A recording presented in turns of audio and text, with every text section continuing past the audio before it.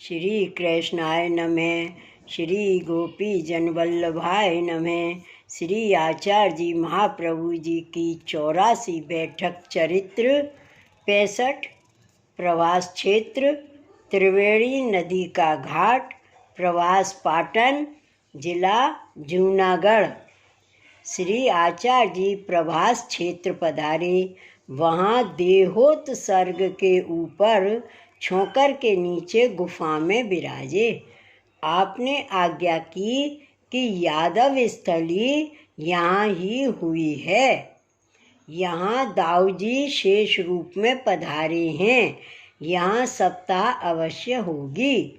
पीछे आपने त्रिवेणी में स्नान कर नित्य नियम किया। इसके बाद आपने सप्ताह की। वहाँ श्री सोमनाथ जी महादेव जी नित्य कथा सुनने को पधारते थे। एक तरफ एक और विराजते थे। जहाँ तक कथा होती वहाँ तक विराजते थे। पीछे अपने स्थान को पधारते थे। वहाँ श्री महादेव जी का एक कृपा पात्र भक्त था। उसको श्री महादेव जी का साक्षात्कार होता था।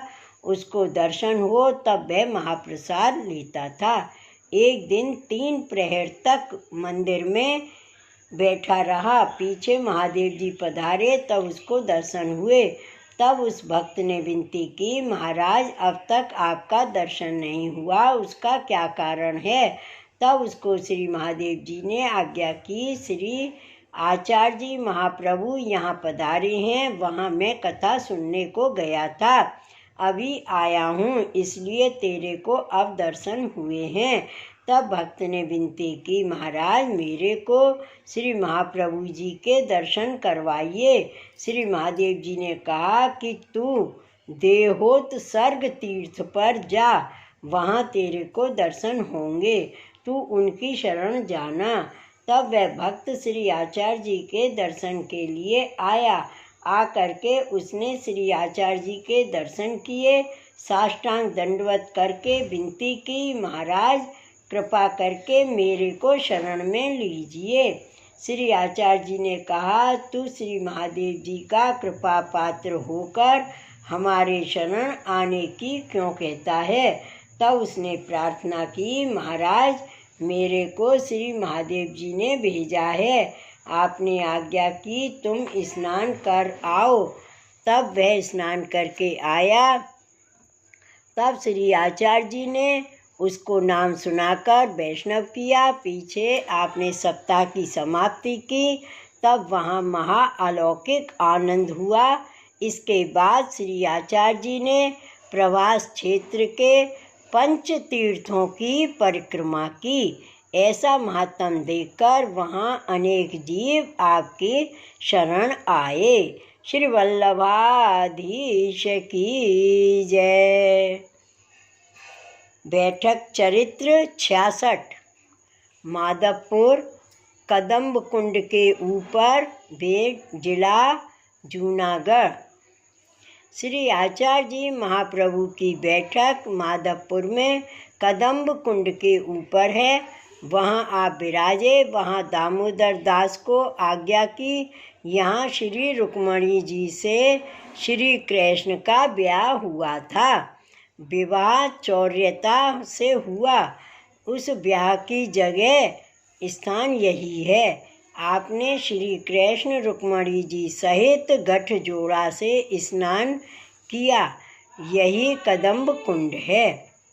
पीछे सभी ऋषि मंडल ने स्नान किया। ऐसा कहने के पश्चात श्री आचार्य जी ने श्री माधव राय जी के दर्शन किए। श्री आचार्य जी ने साष्टांग प्रणाम कर विनती की, महाराज आप यहाँ कहाँ विराजते हो? तब श्री माधव राय जी ने कहा कि एक ब्राह्मण मेरे को नित्य 1 लोटा जल से स्नान कराता है, उसको आप सेवा प्रकार सिखाओ। दूसरे दिन श्री आचार्य जी फिर गांव पधारे।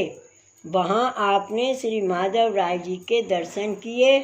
उस समय वह ब्राह्मण वहाँ आया। उसको आपने आज्ञा की, इन श्री माधव राय जी को अच्छे स्थान पर पधराओ। तथा सेवा श्रृंगार अच्छी रीत से करो।